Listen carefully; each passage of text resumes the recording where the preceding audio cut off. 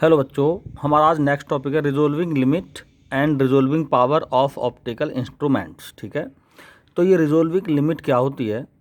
Resolving limit होती है कि कोई ऑप्टिकल इंस्ट्रूमेंट किन्हीं दो ऑब्जेक्ट्स को कितनी डिस्टेंस पर रिजोल्व कर सकता है। ठीक है, बाय द वे दो ऑब्जेक्ट हैं ए और बी हमारे पास। ये एक पॉइंट है ए, ये कोई ऑब्जेक्ट भी है, और दूसरा ऑब्जेक्ट है बी,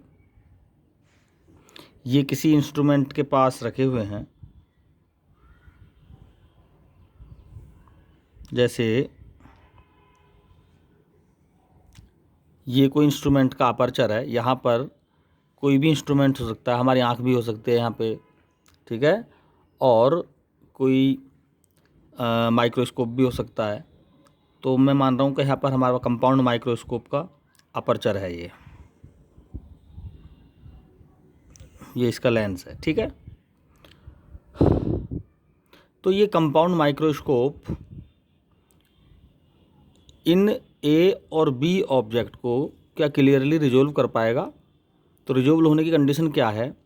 ये अलग अलग हैं लेकिन इंस्ट्रूमेंट से हमें कुछ इस तरह से दिखें, दोनों एक जगह मिली हुई दिखें, ये इस तरह से। ठीक है, यहाँ पर दिख रही हैं, तो ये इसका मतलब हम कहेंगे रिजोल्व नहीं है। ठीक है, और अगर इनको इतनी ही डिस्टेंस पर दिखा दे तो हम कहेंगे रिजोल्व है। इसको और ज़्यादा डिस्टेंस पर भी दिखा सकता है ये इंस्ट्रूमेंट। जैसे इन पॉइंटों को एक यहाँ पे दिखा दिया और दूसरा यहाँ पे दिखा दिया बी, है ना। तो यहाँ पर ये दोनों अच्छे से रिजोल्व कर दिया इसने। तो इसे कहते, अब देखो ज़रा, इन दो पॉइंट्स को ये ऐसे दिखाएगा तो समझो इसकी रिजोल्विंग लिमिट बहुत ज़्यादा है ना, इनको रिजोल्व नहीं कर पा रहा। मैं इन दोनों के बीच की डिस्टेंस को अगर और ज़्यादा करूँ तो तब इनको कहीं ये अलग अलग कर पाएगा। इसका मतलब ए और बी की जो डिस्टेंस है बीच में, इसको डी माने अगर हम, तो ये रिजोल्विंग लिमिट कहलाएगी। डी क्या है? Resolving limit. ये जितनी कम होगी समझो हमारा ऑप्टिकल इंस्ट्रूमेंट उतना ही अच्छा होगा, यानी उसकी पावर उतनी ही ज़्यादा होगी जितनी डी की वैल्यू कम होगी। डी की वैल्यू कम का मतलब ए और बी के बीच की जो डिस्टेंस है अगर वो और कम हो जाए तो हमारा लेंस उसको तब भी रिजोल्व कर पा रहा है। डी की वैल्यू कम का होने का मतलब है कि ए और बी की वैल्यू जितने ज़्यादा कम से कम रहेगी और इंस्ट्रूमेंट उसको फिर भी अलग अलग दिखा रहा है तो समझो उसकी रिजोल्विंग पावर उतनी ही ज़्यादा है। इसका मतलब रिजोल्विंग पावर रिजोल्विंग लिमिट के इन्वर्सली प्रोपोर्शनल होती है। ठीक है, अब हम मान रहे हैं कि भाई ये जो ए और बी दो ऑब्जेक्ट हैं, डी डिस्टेंस है और ये इसकी लिमिट है फिलहाल। ऑप्टिकल इंस्ट्रूमेंट यहाँ पर रखा हुआ है, तो अब इसको ये रिजोल्व कर पा रहा है। तो ये ऑब्जेक्ट्स हैं और ये यहाँ पर मैंने मान लिया ये जो ए है इसकी इमेज बनेगी, इन्वर्टेड है तो यहाँ पर बनेगी, मैंने मान लिया ए इमेज ए ऑब्जेक्ट की बन गई है, और बी की उल्टी बनेगी तो ये डाउन है, ऐसे है तो इसकी इमेज ऊपर को बनेगी, तो यहाँ पर मैंने मान लिया ये बी। तो हमारे माइक्रोस्कोप ने क्या किया कि ए और बी जो ऑब्जेक्ट्स हैं दोनों के बीच की डिस्टेंस को बढ़ा के दिखा दिया, यानी अगर ये और डी की वैल्यू कम भी है तभी भी ये इनको रिजोल्व कर देगा। ठीक है,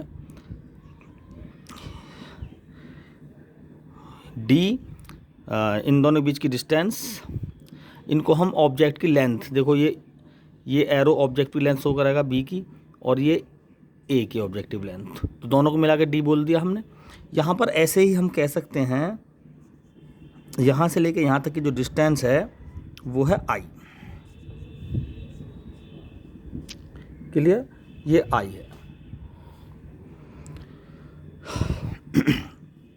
अब देखें ज़रा, ये यहाँ से ऑब्जेक्ट की इमेज से इस लेंस से डिस्टेंस है यू और आई, ये वी डिस्टेंस हो गई इसकी, इमेज की डिस्टेंस है। ठीक, अब बी जो इमेज बनाई है इसका मैक्सिमा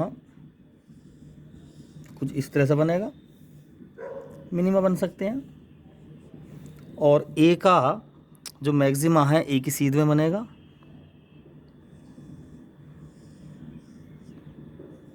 तो मैक्सिमास के बीच में काफ़ी डिस्टेंस है, ठीक है। तो इसका मतलब ये रिजोल्व हो चुके हैं यहाँ पर, रिजोल्व, ठीक है। यदि दोनों के मैक्सिमा आपस में इंटरफेयर कर जाएं, जैसे ए के लिए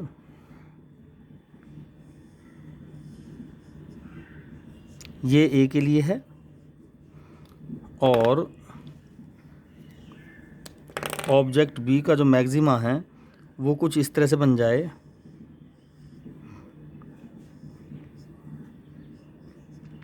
ये बी का बना, तो भाई बी पॉइंट यहाँ पर है और ए पॉइंट भी कुछ ऐसे है, तो ये दोनों ऑब्जेक्ट हमें रिजोल्व दिखाई नहीं देंगे क्योंकि इनके मैक्सिमा आपस में इंटरफेयर कर गए। तो हम इसको लिखेंगे does not resolve, does not resolve, ठीक है। ये रिजोल्व नहीं कर पा रहे आपस में क्योंकि इनके मैक्सिमा आपस में इंटरफेयर कर गए। और दूसरे पहली कंडीशन में यहाँ पे देखो दूर दूर ऑब्जेक्ट बने हुए, इमेज बनी हुई है इनकी, तो मैक्सिमा अलग अलग हैं, इसका मतलब ये आप इंस्ट्रूमेंट ने इनको आपस में रिजोल्व कर दिया है यहाँ पर, ठीक है। अब हम रिजोल्विंग लिमिट के लिए एक एक्सप्रेशन ड्राइव करेंगे। देखो ज़रा यहाँ पे, इस लेंस से जो इसका एपरेचर ए है, एपरेचर मीन्स इसका विंडो, डिवाइस का विंडो ए या इसकी लेंस की हाइट पे डिपेंड करती है, जितनी हाइट है लेंस की इसकी वो इसका एपरेचर होता है। और इसका जो सेंटर से एंगल है ये बना दिया हमने फाई। तो ये एक्सपेरिमेंटली फाई जो हुआ है, ये फाई जितना इसकी यहाँ से ए और बी ऑब्जेक्ट से लाइट की वेवलेंथ है लैम्डा के डायरेक्टली प्रोपोर्शनल होगा और ए एपर्चर के इन्वर्सली प्रोपोर्शनल होता है। ये एंगल ऑफ स्कैटरिंग कह सकते हैं इसको। ये लैम्डा के डायरेक्टली प्रोपोर्शनल यानी वेवलेंथ ऑफ लाइट और एपर्चर के inversely proportional. Phi 1.22 lambda constant a, इसको हम फर्स्ट इक्वेशन मान सकते हैं, ठीक है। ये एपर्चर की एक रिलेशन होती है लेंस से, जैसे ये हमारे पास लेंस है, ठीक,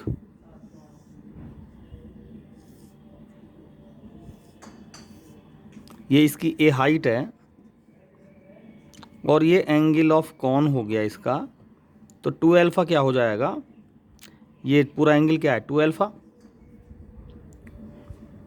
ठीक है। या अल्फ़ा इज इक्वल टू क्या हो जाएगा यहाँ से अल्फ़ा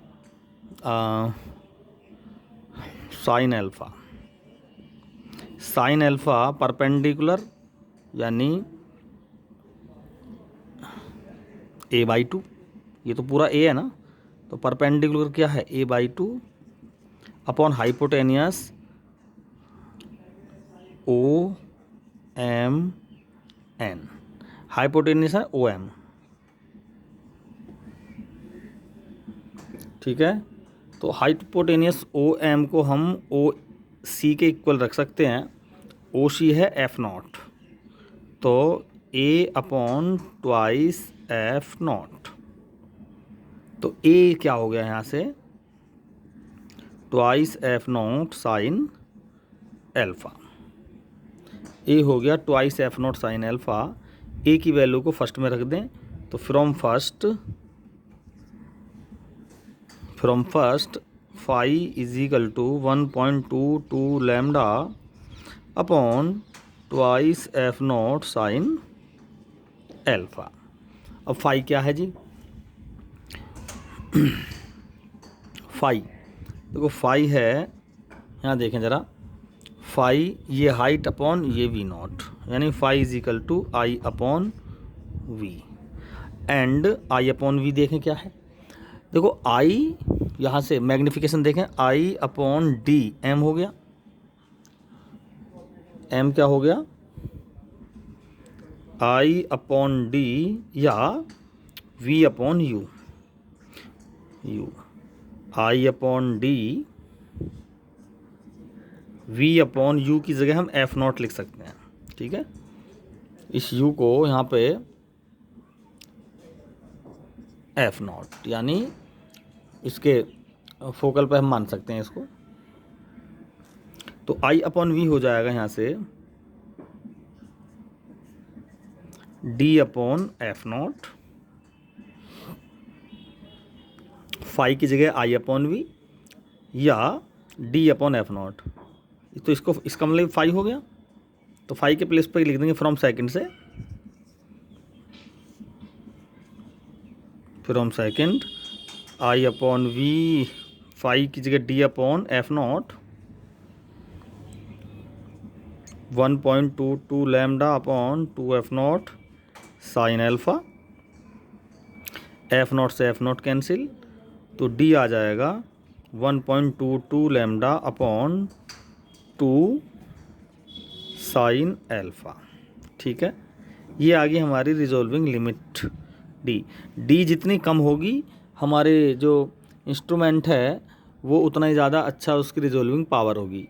मैंने पहले बता दिया, ये D की वैल्यू जितनी कम होगी, है ना, तो रिजोल्विंग पावर उतनी ज़्यादा होगी। D की वैल्यू कम का मतलब कि हमारा जो ऑप्टिकल इंस्ट्रूमेंट है वो कम से कम डिस्टेंस को भी रिजोल्व कर सकता है। जितने कम डिस्टेंस को रिजोल्व कर देगा समझो उतना ही अच्छा हमारा ऑप्टिकल इंस्ट्रूमेंट है, यानी जितनी कम उसकी D उतना ही ज़्यादा उसकी रिजोल्विंग पावर। तो हम चाहते हैं D की वैल्यू कम से कम हो। D की वैल्यू कब होगी? D की वैल्यू कब होगी? जब ये लैम्डा की वैल्यू कम से कम हो, क्योंकि और सब चीज़ तो कांस्टेंट है। अब लैम्डा कब होगी? लैम्डा की वैल्यू, अगर ये इंस्ट्रूमेंट में जो लाइट है हमारे ऑप्टिकल लेंस पर वो एयर से आ रही है, लेकिन अगर हम इसमें पानी भर दें तो वाटर के रिफ्रैक्टिव इंडेक्स से डिवाइड होकर वेवलेंथ कम हो जाएगी। तो नई वेवलेंथ क्या हो जाएगी? जो लैम्डा थी उसमें वाटर का रिफ्रैक्टिव इंडेक्स डिवाइड कर दिया, तो ये नई लैम्डा थोड़ी कम हुई, तो D थोड़ा सा कम हो गया। D कम होने से इसकी रिजोल्विंग पावर क्या हो जाएगी? बढ़ जाएगी। ठीक है, तो तो रिजोल्विंग लिमिट इस कंडीशन में क्या हो जाएगी? D की वैल्यू हो जाएगी 1.22 लैम्डा की जगह λ/n, यानी 2n साइन अल्फ़ा। ये नई रिजोल्विंग लिमिट हो जाएगी। इसका उल्टा resolving power 2n sine alpha 1.22 lambda, ये इसका उल्टा रिजोल्विंग पावर के लिए। इसी तरीके से हम कर सकते हैं रिजोल्विंग लिमिट टेलीस्कोप के लिए। ठीक है, ये हुआ हमारा माइक्रोस्कोप का रिजोल्विंग लिमिट और पावर। टेलीस्कोप के लिए हम डायरेक्ट फॉर्मूला लिख लेते हैं। जैसे हम रिजोल्विंग लिमिट फाइंड करेंगे तो resolving limit 1.22 lambda upon aperture. Aperture का मतलब A। ये टेलीस्कोप का एपर्चर जितना ज़्यादा होगा, ठीक है, रिजोल्विंग लिमिट उतनी ही कम होगी और पावर उतनी ही ज़्यादा हो जाएगी। यानी रिजोल्विंग पावर हो जाएगा A/1.22 लैम्डा। तो जो टेलीस्कोप होता है, टेलीस्कोप में मेन इंपॉर्टेंट चीज़ जो होती है रिजोल्विंग पावर होती है। रिजोल्विंग पावर ज़्यादा होनी चाहिए। ठीक है, एपर्चर जितना बड़ा होगा वो उतना ही ज़्यादा रिजोल्व कर पाएगा ऑब्जेक्ट्स को। तो रिजोल्विंग ज़्यादा इसलिए होनी चाहिए क्योंकि टेलीस्कोप से हम दूर की चीज़ों को देखने का काम करते हैं। अगर दो ऑब्जेक्ट्स हैं तो वो हमें अलग अलग दिखने ही चाहिए। तो इसलिए रिजोल्विंग पावर किसकी ज़्यादा होगी? जिसका एपर्चर ज़्यादा होगा। जैसे रिफ्लेक्टिंग टाइप टेलीस्कोप में एपर्चर बहुत ज़्यादा होता है, तो वो एक बहुत अच्छा टेलीस्कोप माना जाता है। ठीक है, तो इस तरह से हम रिजोल्विंग लिमिट और रिजोल्विंग पावर को एक्सप्लेन कर सकते हैं। Thank you.